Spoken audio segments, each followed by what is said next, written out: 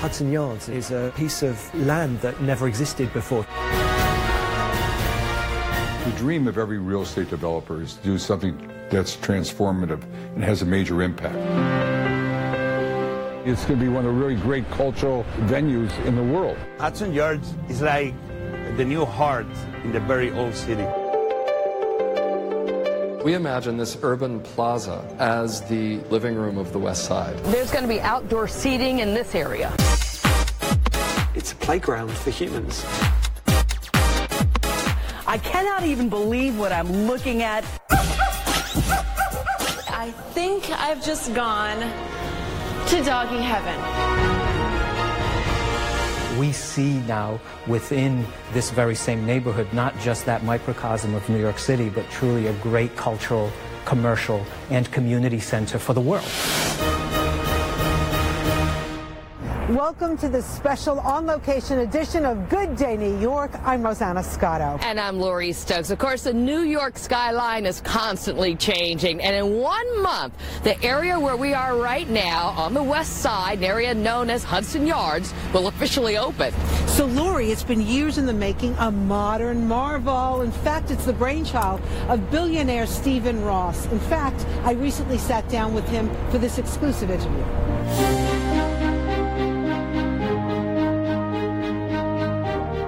Here we are 2 years later, and your vision is almost complete. How do you feel? Well, you know, it's the last mile, you know, or like I say, here, whatever the last time frame. You know, you look at it, you say, how are we going to get there? You set a date, and it seems it happens. At least in the past it has. Let's just hope it continues. Construction is a long process. And, you know, to me, it's more the day-to-day. I mean, sure, you're waiting, you're anxious, but you have to have patience. So give us an overview on what is ready this year. Next, we'll be opening on March 15th of the retail and the whole plaza, which will include the Vessel, the first condo building that has rentals in it as well. That is already going to be open. People will be moving in the next 30 days, and throughout the year, we'll finish the top of the building. And then there's another building, 55, and that building is already being occupied. And then the mixed-use building with the Equinox Hotel, Equinox Club, and condos, that'll open up towards the end of the year. So anywhere else, this area, anywhere in the country, this would be a major city.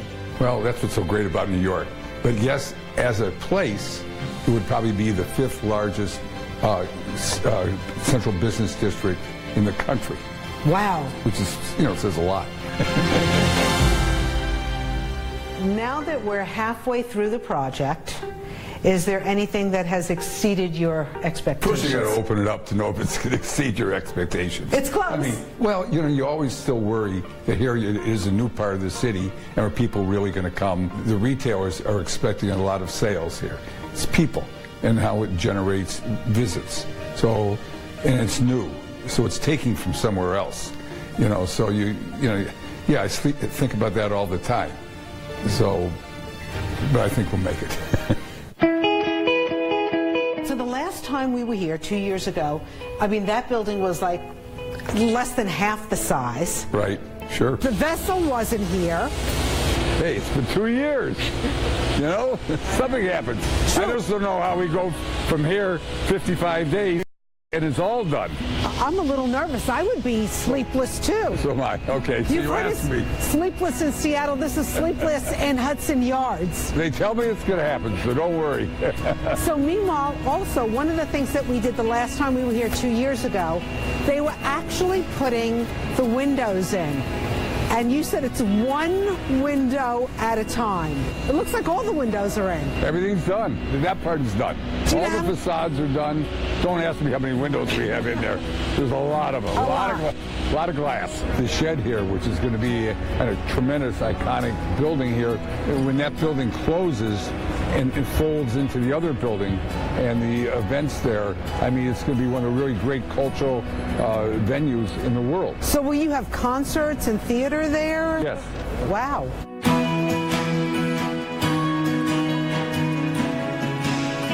Have you walked the Vessel yet? No. I'm waiting for the first 100 people. I'll be the first. I can't tell you. You'll be one of the first 100. That'd be amazing. That'd be amazing. So you didn't put your initials anywhere, like in the concrete somewhere, a little SR anywhere? You'll see. Stay tuned.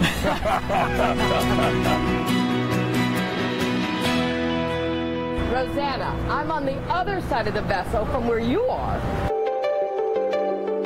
I am with Thomas Wolfe, who is the creator and the man behind the public square and gardens. And can I say, at this moment, I'm really trying to envision it as we're surrounded by concrete and hard hats and all this. But tell us why it's so important to be able to have this as a part of a concept here at Hudson Yards. I think the public space of Hudson Yards is really the counterpoint to all of the architecture. So it functions as an ensemble. You have the buildings that frame the perimeter of Hudson Yards, and then this large open plaza and a series of different gardens that become the public gathering space at the heart of Hudson Yards. What inspired it?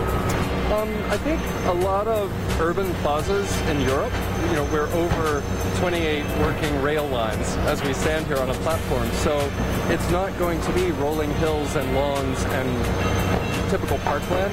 It's going to be an urban plaza, but it also has to accommodate the thousands and thousands of people who are working here. There are 225 trees, 32,000 perennials and ground covers and flowers, 50,000 bulbs. It's going to be lush gardens. This isn't just plain landscaping, right? As people think. Explain what goes on here. Okay, well, we're over active rail yards, right? So we're building what needs to read as a plaza and landscape.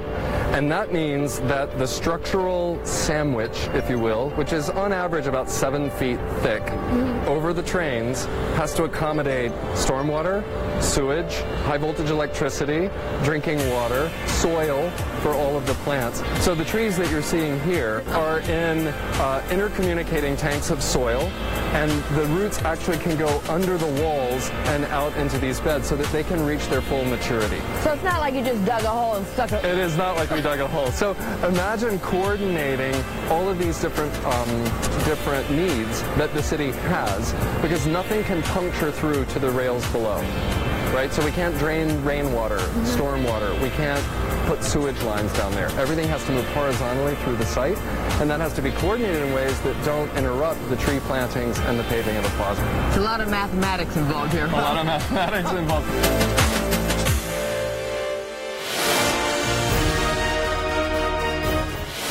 Coming up, spas, gyms, and pools. You can swim up right into the sunset. The amenities at Hudson Yards that even include a dog city.